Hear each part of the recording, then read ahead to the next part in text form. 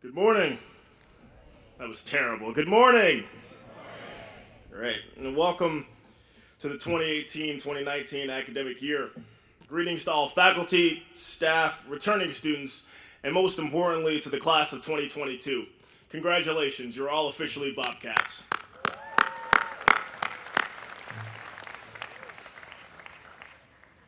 3 years ago, I sat in the very seat you all are sitting in right now, captivated by feelings of excitement, anxiousness, and definitely a lot of fear.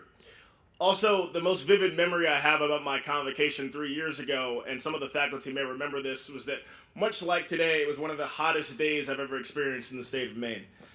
But truly, what was running through my mind was how in the world I was supposed to navigate these next 4 years, manage to play football, make friends, sleep, and find time to get involved.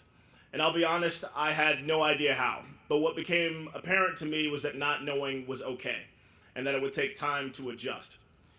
It won't take long, but you'll get acclimated to the classes, to the long readings, to the professors and their different policies on laptops in the classroom, and to the jungle that is 6 p.m. Commons. However, quite unexpectedly, while you're acclimating yourself to each of those things, you will also discover that you're acclimating yourself to the person that you're becoming. 3 years ago, I was simply a college student. But over time, the idea behind becoming someone who can effectuate change began to overtake the simplicity of just being a college student. And today, I stand before you with the firm belief that your journey through these next 4 years are going to do the same. I believe that you are about to embark on an adventure that is going to make you an agent for change, no matter your field of study. I spent this past summer working for a legal aid provider in Maine, and we were a firm that only represented people below 125% of the poverty level. The poor, the forgotten, individuals with mental disabilities, physical disabilities, and I walked into a coalition of lawyers who were simply passionate about being compassionate. They were determined to remember those forgotten within our current system, and from what I saw, that seemed to be the driving force behind everything they did. This firm used the majority of its resources to focus on housing discrimination, illegal evictions, subsidized housing, and the bevy of legal issues that come along with that. During the first week of my time working there, one of the lawyers who was working within the veterans unit came into my office quite frantic, and he goes, "Walt, we've got an emergency. I'll explain in the car, but we got to leave right now." And so I got up kind of scared, and there was a sort of calmness about him, and I quickly understood that when he said, "We've got an emergency," he meant one of our clients had an emergency. And in the car, he explained to me that a veteran he had been working with was served with an eviction notice because he had not been paying his rent. And the reason this veteran had not been paying his rent was because of a bunch of problems within his apartment. Mice, mold, no hot water for long periods of time. And this veteran, who was also struggling with some other disabilities, had gotten so fed up that he gathered all of his things, placed it in his truck, and decided to spend the night in the parking lot of a local Shaw's grocery store. We traveled there to meet him, and as I sat there listening to him explain the issues within his apartment and the aggressive conversations his landlord had with him, I began to get angry for him. And I looked at the lawyer with this look that said, we got what we need, and the next thing that came out of the veteran's mouth was quite stunning. He said, "I don't want to go to court. I need to get a shower and find a place for my cats because I know no shelter is going to take them too." In that moment, I felt so many emotions because firstly, I wanted the landlord to pay for what he had done, but I also struggled to understand how someone who dedicated his life defending his country felt that he could even defend himself, nor even see himself as worthy as being defended. We escorted him to a shelter, and I spent that day torn up at the fact that I couldn't do more for him. A few weeks later, I sat in on a case meeting in which paralegals and lawyers discussed upcoming cases, next steps for clients, legal strategy, and when the eviction cases came up, we noticed that a few of them were coming from the same trailer park, the same landlord, the same living conditions. And one of the lawyers had decided that she was going there to meet the clients in person, gather some more information. And I went along with her, and on that day we visited 4 trailers. And on that day I realized I'd spent my entire life taking everything I had for granted.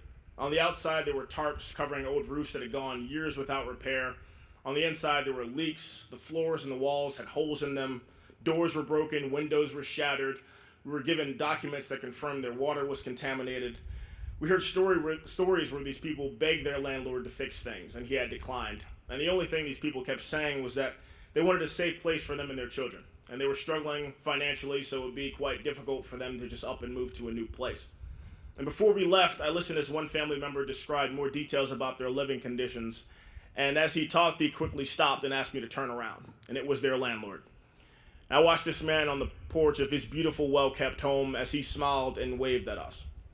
And I got in the car, and I was almost brought to tears at the thought of those children being forced to live in those conditions and the landlord's blatant disregard for his obligation to keep his tenants safe. Within the next 3 weeks, we were in court every Wednesday and Friday battling for these people, hearing after hearing, settlement after settlement. And when it was all over, these people were in tears thanking us for the help, but most importantly, just taking the time to listen and to care about what they were going through. After those 2 instances, it became apparent to me that in order to effectuate the change that we want to see within this world, we've got to spend more time getting closer to those forgotten within our society. Spend more time placing ourselves into uncomfortable situations that place us amongst the forgotten. Because in a lot of ways, it was those people that showed me what true compassion, true equality, and true justice was all about. Honestly, as these realizations became clearer over time, I questioned how I could not have noticed the things that I experienced right on this campus, where individuals passionate about change put themselves in uncomfortable situations in order to make long-lasting impacts. I watched a student by the name of Lydia Sullivan who had the desire to transform our Safe Ride program. She had so many flourishing ideas, scheduled meeting after meeting with members of our administration, and I watched this student challenge a system that had been in place for years. And with her hard work, her goal had been achieved, and one that will benefit all students at Bates. I watched Bates Student Action, a student-led group on campus, organized for 2 weeks to hold a rally for gun control right outside of Commons. And less than a month later, hold another rally to highlight the benefits and the costs of making a Bates education truly accessible to all.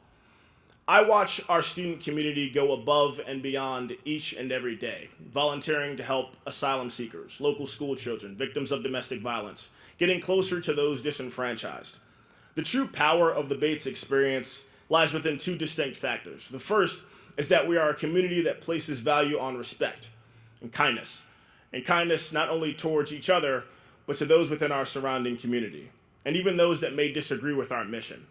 And what I want to convey to you today is that the other true power of the Bates experience is not that we were founded by Baptist abolitionists or not that we are one of the top liberal arts colleges in the country. No, the true splendor of the Bates experience is that no matter what you plan to do with your majors or your profession, here we challenge you to take your passion and to create ways to make your passion the driving force behind how you change the world. Bates does not define you. It gives you all the tools necessary to define yourself, to discover the very things that have been lying dormant within you. This class, the class of 2022, each of you have the power to be a class unafraid to take action, that does not shy away from injustice, but rather forcefully seeks out ways to abolish it. It was Michelangelo who said that every block of stone has a statue inside it, and the task of the sculptor is to discover it. I want you all to think of your next 4 years as that stone, and everything you do from this moment on as you chiseling away at it, until the next time you're all here on this quad receiving your diplomas, while everyone will sit in awe of the work, your statue that you've created. Each and every single one of you have a gift, have a passion, and have the ability to transform the proverbial learning experience into a journey rooted in making a difference. Unfortunately, you are now a part of a community where education and making impactful change are one and the same. I encourage you all today to spend this journey remembering those who are banking on you to discover your passion, to see this journey through no matter how difficult things may seem, and to dedicate your time to not only pursuing knowledge, but to fostering an environment where strength, passion, equality, and change are the norm. And much like your fellow classmates, that change must begin right here on this campus. So today, I welcome you into the Bates family. As you embark on this journey, I look forward to watching you grow. I look forward to watching you discover your passions. And more importantly, as a member of your extended family, I am so excited to begin invoking those changes that we all want to see together. Thank you.